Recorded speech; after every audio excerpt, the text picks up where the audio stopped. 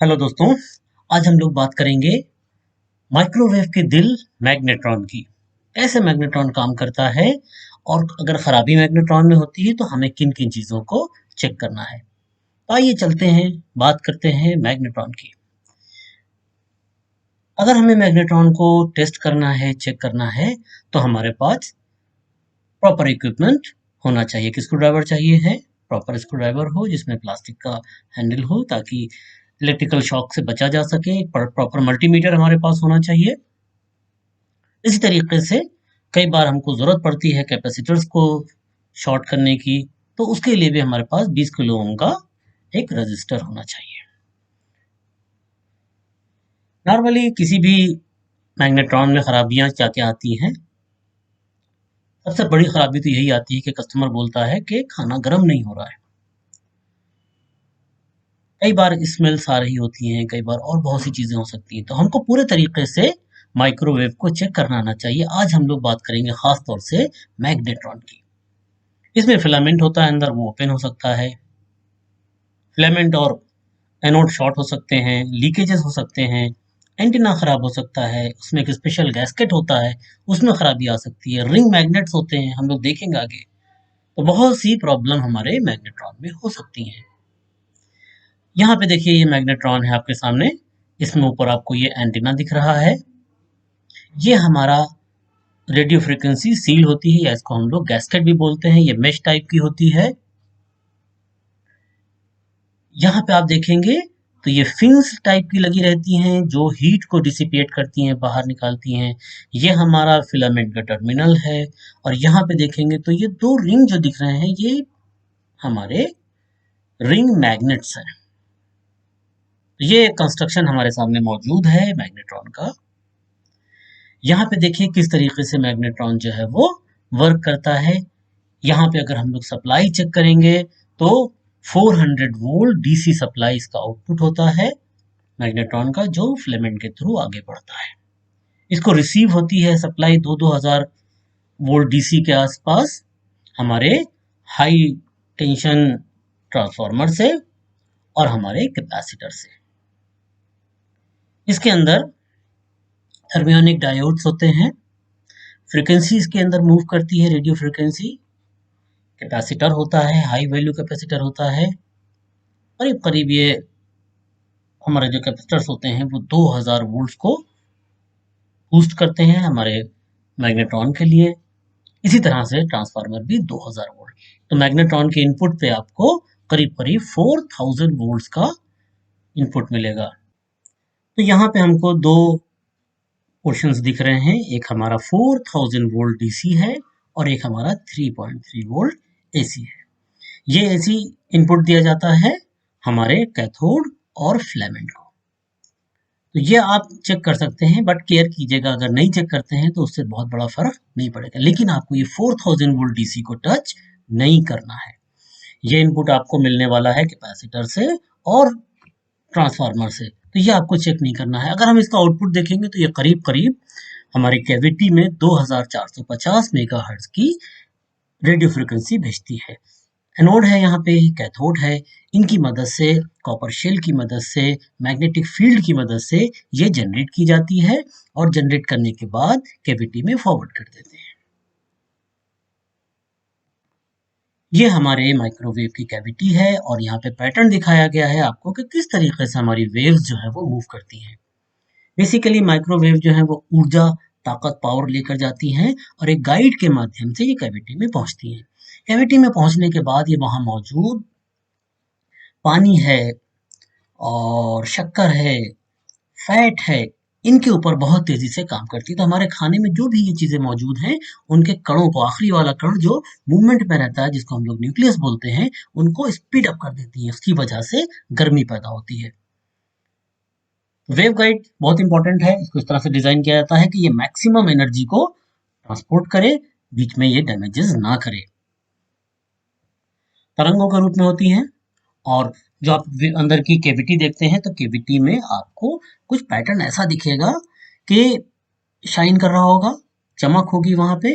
और इस तरह से डिजाइन करते हैं कि रिफ्लेक्शन होने के बाद सेंटर में जो हमारा टर्न टेबल है, सेंटर में मैक्सिमम वेव्स जो है वो मौजूद रहे। बहुत इनविजिबल होती हैं तो आपको दिखेंगी नहीं, लेकिन आपको पानी उबलता हुआ दिखेगा, आपको खाना जो है वो पकता हुआ दिखेगा। आइए अब देखते हैं कि हम लोग मैग्नेट्रॉन के फिलामेंट को कैसे चेक कर सकते हैं। आपके पास एक प्रॉपर मल्टीमीटर होना ही चाहिए, और हम मल्टीमीटर को रेजिस्टेंस रेंज पर रखेंगे और बिल्कुल मिनिमम वाली पोजीशन में, जहां पे हम लोग कम से कम रेजिस्टेंस चेक कर सकें। क्या देखना है? हमको फिलामेंट के जो टर्मिनल्स हैं उसके बीच में रेजिस्टेंस देखना है। 0.5 या 1 ओम के बीच में रेजिस्टेंस मिलना चाहिए मैग्नेट्रॉन के ऊपर। और अगर 0 ओम्स मिल रहा है या इन्फिनिटी मिल रहा है, इसका मतलब क्या है कि मेरा मैग्नेट्रॉन जो है वो खराब हो गया है। इसी तरह से एनोड से फिलामेंट के बीच में भी हम लोग रेजिस्टेंस का परीक्षण करेंगे मैग्नेट्रॉन पे। मल्टीमीटर होना चाहिए हमारे पास। इसको हम लोग हाईएस्ट रेजिस्टेंस रेंज पे रखेंगे। अगर मेगा ओम में है तो मेगा ओम पे रखेंगे हम लोग इसको।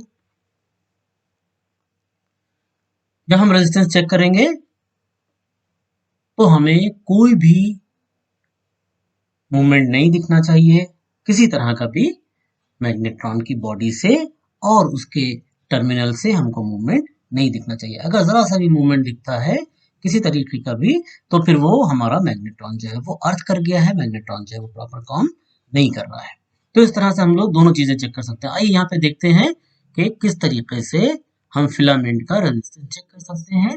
ये हमने आपके सामने मैग्नेट्रॉन रखा है। पहले बीप सुन लेंगे कि इसमें बीप आ रही है कि नहीं आ रही है, फिर हम यहाँ पे रेजिस्टेंस चेक करेंगे। जब रेजिस्टेंस चेक करेंगे तो आपको 1 ओम रेजिस्टेंस मिलना चाहिए। तो ये बहुत सिंपल सी टेस्टिंग है। यहाँ पे आपको दिख रहा है कि अगर ये मैग्नेट ब्रेक हो गया है तो ये प्रॉपर काम नहीं करेगा। इसी तरीके से अगर ये गाइड में डिस्टर्ब हो गई है, ब्लैक पड़ गई है, जल गई है, तो ये फिर हमारा माइक्रोवेव प्रॉपर काम नहीं करेगा। ये देखिए आपके सामने दिख रही है, ये गाइड यहाँ पे लगी रहती है। तो इसको तो हम लोग देख कर ही अंदाजा लगा सकते हैं। आगे चलते हैं। फिलामेंट जो हमारा चेक हमने किया था, उसके साथ साथ हम इसका मैग्नेट्रॉन के आगे जो उसका एंटीना लगा रहता है, इस एंटीना को भी हम लोग विजिबली देखेंगे। अगर ये ब्लैक हो गया है, जल गया है, तो फिर ये आगे काम करने वाला नहीं है। अक्सर क्या होता है, तरंगे जब लौट के आती हैं, खासतौर से जब हम मेटेलिक इसमें कुछ रख देते हैं, तो बहुत बार ये हमारा बर्न हो जाता है, मैग्नेट्रॉन हमारा खराब हो जाता है। तो थोड़ी केयर करेंगे तो ये बहुत दिनों तक चलने वाली हमारे प्रोडक्ट्स हैं। एंटीना पे गंदगी लग जाती है किसी वजह से, तो भी ये खराब होने के चांसेस इसमें रहते हैं। ये हमारे सामने गाइड है। अगर प्रॉपर फिट नहीं है ये या जल गई है, तो दोनों कंडीशंस में गाइड्स को चेंज करना चाहिए। गंदी हो गई है, इसके ऊपर खाना लग गया है, तो भी हम इसको गाइड को क्लीन करें।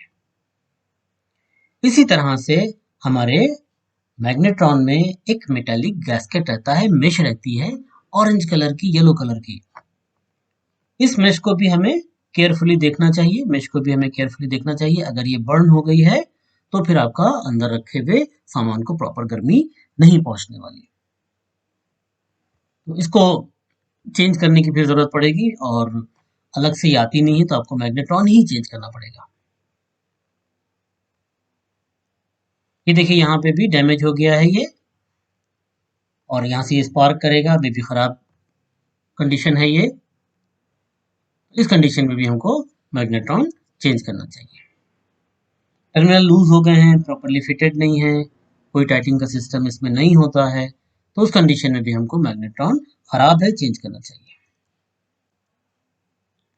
बेसिकली अगर हम मैग्नेट्रॉन के पैरामीटर्स देखेंगे तो 700 से 1000 वाट का आउटपुट होता है इसका। फ्रीक्वेंसी 2450 मेगाहर्ट्ज होती है।